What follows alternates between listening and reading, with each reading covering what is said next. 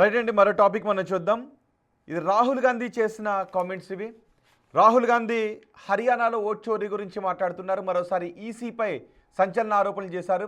హర్యానా ఎన్నికల్లో ఓట్ల చోరీ జరిగింది అన్న రాహుల్ 25 లక్షల ఓట్లు చోరీ అయ్యాయంటూ ఆరోపించారు. రాహుల్ హైడ్రోజన్ బాంబుకి ఈసీ రియాక్షన్, పోలింగ్ బూత్లోని కాంగ్రెస్ ఏజెంట్లు ఏం చేస్తున్నారు అని ప్రశ్నించింది. అలాగే ఎస్ఐఆర్ను రాహుల్ వ్యతిరేకిస్తున్నారా, మద్దతు ఇస్తున్నారని కూడా అడుగుతున్నారు. అంతేకాదు, బ్రెజిల్కు చెందిన ఒక మోడల్కి అక్కడ మల్టిపుల్ ఓట్లు ఉన్నాయి. ఇక్కడ ఆమె బ్రెజిల్ పౌరాలు, కానీ ఇక్కడ ఆమెకి ఎలా ఓట్లు వచ్చాయని దాని మీద సోషల్ మీడియా ఇన్ఫ్లుయెన్సర్ ఆమె కూడా బ్రెజిల్కి చెందిన ఓటర్ కూడా రియాక్ట్ అయ్యారు. నన్ను భారతదేశంలో సెలబ్రిటీని చేసేసారంటూ కూడా రియాక్ట్ అయ్యారు. సో దీన్ని నాగేశ్వర్ గారు దీన్ని ఎలా చూడాలి? ఇది కావాలని చేసినటువంటి ఒక ప్రక్రియగా చూడాలా, లేదు ఎన్నికల సంఘంలో ఉన్నటువంటి ఓటర్ లిస్టులో ఉన్నటువంటి ఒక లోప ప్రక్రియగా మనం చూడాలా? అంటే అది ఇన్వెస్టిగేట్ చేస్తే తప్ప చెప్పలేము. బట్ డెఫినెట్గా ఎవరైనా దొంగ ఓట్లు నమోదు చేయించాలనుకుంటే బ్రెజిలియన్ మోడల్ ఫోటో పెట్టి చేయించాల్సిన అవసరం లేదు కదా. ఎందుకంటే అది కావాలని కుట్రపూరితంగా చేశారని చెప్పలేం, కానీ డెలిబరేట్గానే చేసి ఉండాలి. చేయకపోతే బ్రెజిలియన్ మోడల్ ఫోటో ఎందుకు వస్తుంది అన్ని ఓట్లలో? సో అందువల్ల అవి trivial issues. Brazilian model photo ఉందా, ఇంకో ఫోటో ఉందా, అది ఇంపార్టెంట్ ఇష్యూస్ కాదు. ఇంపార్టెంట్ ఇష్యూ ఏంటి అంటే ఎన్నికల ఓటర్ల జాబితా ఏ రకంగా ఫుల్ ప్రూఫ్గా ఉంది. ఇప్పుడు రాహుల్ గాంధీ తాజా ఆరోపణలు ఏంటంటే 25 lakh అంటే రిపిటేటివ్ ఓటర్స్, డూప్లికేట్ ఓటర్స్, లేదు మోర్ దెన్ వన్ ప్లేస్లో రిజిస్టర్ అయిన వాళ్ళు, ఇలా ఉన్న వాళ్ళు 25 లక్షల మంది ఉన్నారు. సో ఈ 25 లక్షల మంది గనక ఓట్ చోరీ జరగకపోతే మేము గెలిచే వాళ్ళం అనేది రాహుల్ గాంధీ వాదన. ఎందుకంటే హార్డ్లీ ఇప్పుడు మీకు బీహార్ ఎన్నికైతే లాస్ట్ ఎలక్షన్లో 12,700 ఓట్ల తేడాతో గెలిచారు. మీకు రూలింగ్ ఎన్డీఏకు ప్రతిపక్ష మహాగఠబంధన్కు టోటల్ ఓట్లలో తేడా కేవలం 12,700 మాత్రమే, 12,700. అలాగే లిటిల్ ఓవర్ 1% తేడా మాత్రమే హర్యానాలో. అంత నారో మార్జిన్తో ఎన్నికలు జరుగుతున్న సమయంలో ఏమవుతాయంటే కొన్ని ఓట్లు మ్యానిపులేట్ అయినా కూడా ఫలితాలే మారిపోతాయి. సో అందువల్ల డెఫినెట్గా ఈ ఓట్ చోరీ క్యాంపెయిన్ ప్రజల్లోకి కూడా బాగా వెళ్ళటానికి కారణం అది. సో మరి ఇది నిజంగానే జరిగిందా? ఇప్పుడు ఓటర్ల జాబితాలో ఉన్న ప్రతి తప్పును కుట్రపూరితంగానే మ్యానిపులేషన్గా జరిగిందని కూడా కంక్లూడ్ చేయలేము. ఓటర్ల జాబితాలో చాలా తప్పులు ఉంటాయి, అందులో అనుమానం లేదు. సో ఓటర్ల జాబితాను సరిచేయాలన్నది నిజం, దాంట్లో డిస్ప్యూట్ లేదు. కానీ ఓటర్ల జాబితాలో ఉన్న తప్పులన్నీ ఒక పార్టీ మాత్రమే చేయించి తనకు అనుకూలంగా ఓట్లు గుద్దుకుంటుందని కూడా కంక్లూజన్ చేయలేం. సో ఆ కాజ్ అండ్ ఎఫెక్ట్కు కరెక్ట్గా కొరిలేట్ చేయలేం కూడా. రాహుల్ గాంధీ కర్ణాటకతో మొదలైంది, ఇప్పుడు మహారాష్ట్ర, తర్వాత ఇప్పుడు లేటెస్ట్గా హర్యానా. ఏం సాధించగలిగాడంటే ఒక పబ్లిక్ పర్సెప్షన్ అయితే క్రియేట్ చేయగలిగాడు. ఏంటంటే బీజేపీ ఆడడం లేదు. ఎందుకు అంటే దీనికి కారణం ఎలక్షన్ కమిషన్ల నియామక ప్రక్రియలో చట్టాన్ని సవరించి ప్రభుత్వ ప్రభుత్వ ఇన్ఫ్లుయెన్స్లోనే ఎలక్షన్ కమిషన్ నియమించేలా చట్టాన్ని మార్చడం.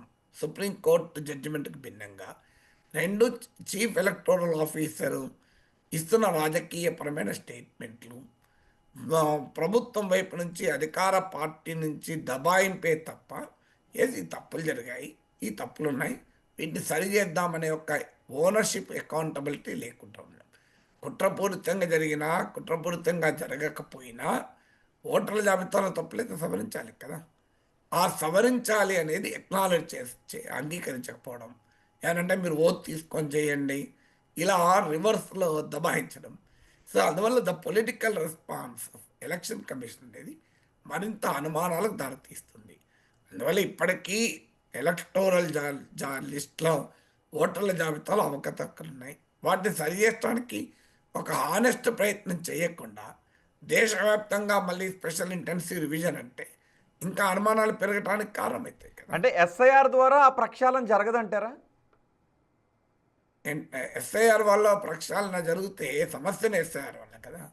ఇప్పుడు మీకు బీహార్లో చర్చ అదే కదా, ఎస్ఐఆర్ వల్లనే నీకు జనైన్ ఓటర్లను తొలగించారు, అణగారిన కులాల ఓటర్లను తొలగించారని. మీకు బీహార్లో ఎనామలీ ఏంటి అంటే సహజంగా బీహార్లో మైగ్రేషన్ ఎక్కువ. ఎవరు మైగ్రేట్ అవుతారు? స్త్రీలు మైగ్రేట్ కాదు, పురుషులు అవుతారు. కానీ చాలా చోట్ల ఈ ఎస్ఐఆర్ జరిగిన దగ్గర మీకు ఉమెన్ ఓటర్స్ ఎక్కువ డిలీట్ అయ్యారు. సో ఎందుకు ఉమెన్ ఓటర్స్ ఎక్కువ డిలీట్ అవుతారు?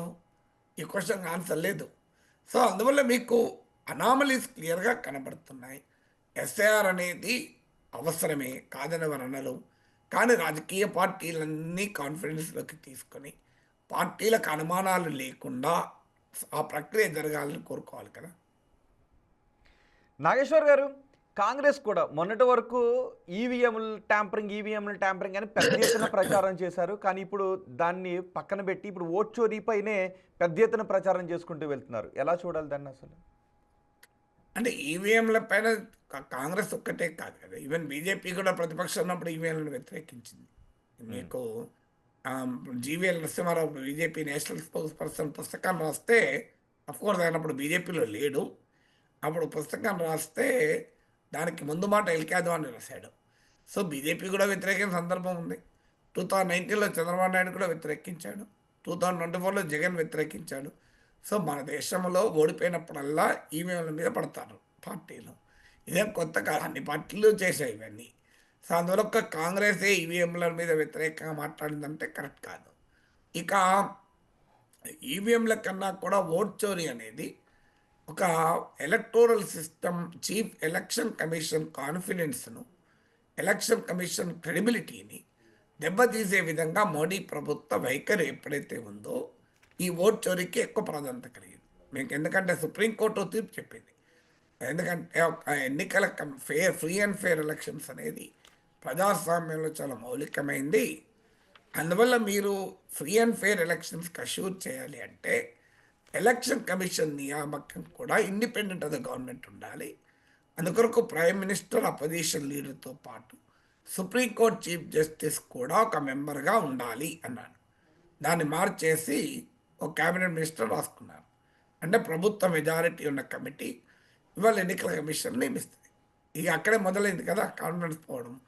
తర్వాత మీకు ఓటింగ్ షెడ్యూల్ తీసుకున్న ఎన్నికల్లో నాయకుల ఉపన్యాసాలపైన వచ్చే కంప్లైంట్ల విషయంలో ఎన్నికల కమిషన్ రియాక్ట్ అయ్యే తీరు చూసినా ఇంకా అనుమానాలు ఎన్నికల కమిషన్ మీద పెరుగుతూ వచ్చాయి. ఎన్నికల కమిషన్ విశ్వసనీయత ప్రశ్నార్థకంగా మారింది. అన్నిటికీ మించి ఓట్ చోరీ పైన రియాక్ట్ అయిన తీరు మరింతగా ఇబ్బంది పెట్టింది. ఒక పొలిటికల్ లీడర్ లాగా చీఫ్ ఎలక్షన్ కమిషన్ రియాక్ట్ అయితే ఎట్లా?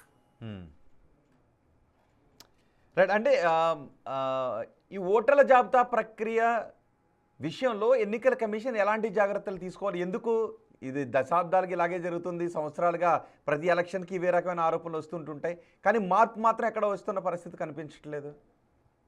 మార్పు ఏది రాలేదని కంక్లూజన్ కూడా చేయడం కరెక్ట్ కాదు. కానీ డెఫినెట్గా తప్పులు ఉన్నాయి. దాన్ని సరిచేయడానికి ఎన్నికల సంస్కరణల పైన పెట్టిన అనేక కమిటీలు అనేక తీర్పులు ఇచ్చాయి. ఇప్పుడు అది చాలా పెద్ద సబ్జెక్టు. ఓటర్ల జాబితాను ఎలా చాలా సింపుల్. ఇవాళ ఆధునిక టెక్నాలజీ వచ్చాక చిన్న సాఫ్ట్వేర్ రన్ చేస్తే తెలిసిపోతాయి. ఇప్పుడు ఉదాహరణకు భార్య భర్త ఒకే ఇంట్లో ఉంటారు, మరి రెండు బూతులు ఎందుకు పడుతుంది? ఇప్పుడు ఒక వ్యక్తి పేరు, అడ్రస్ అన్నీ కొడితే కొన్ని మిలియన్ పేజెస్ ఉన్నా కూడా ఆర్టిఫిషియల్ ఇంటెలిజెన్స్ ఉపయోగించి సాఫ్ట్వేర్ ఉపయోగించి నువ్వు తెలుసుకోవచ్చు. ఇంత టెక్నాలజీ డెవలప్ అయిన తర్వాత మీకు తప్పుల తరక్కగా ఉండాల్సిన అవసరమే లేదు, అవకాశమే లేదు. ఆ ఇంటెగ్రిటీ ఎన్నికల యంత్రాంగం చూపెట్టగలగాలి, ఆ కాన్ఫిడెన్స్ చూపెట్టగలగాలి. ఎన్నికల కమిషన్ విచిత్రంగా ఏమంటుందంటే అది ఎన్నికల రాజకీయ పార్టీలు, బూత్ లెవెల్ కార్యకర్తలు ఏం చేస్తున్నారు, మీరు ఎవరైనా ఓటర్ల జాబితా నుంచి తొలగించబడితే మళ్ళీ మీరు వచ్చి ఎన్రోల్ చేసుకోండి అంటున్నారు. అది ఆన్సర్ కాదు కదా. ఒక ఇంత ఆధునిక కాలంలో, ఇంత టెక్నాలజీ ఉన్న రంగంలో ఓటర్ల జాబితాను సరిగా చేయడం పెద్ద అసాధ్యమైన విషయం కాదు కదా. అంటే ఆధార్తో అనుసంధానం చేయటం దీనికి ఒక పరిష్కారం అని అనుకోవాలా? అంటే ప్రతిదాన్ని మనం ఇప్పుడు ఒక ప్రోగ్రాంలో దాన్ని మొత్తం చెప్పలేము. ఆధార్ కూడా ఒక ఫ్యాక్టర్గా ఉండొచ్చు, కానీ ఆధార్తో అనుసంధానం చేయడం అని కాదు. Fundamental point, if there is a will there is a way. నేను చెప్పేది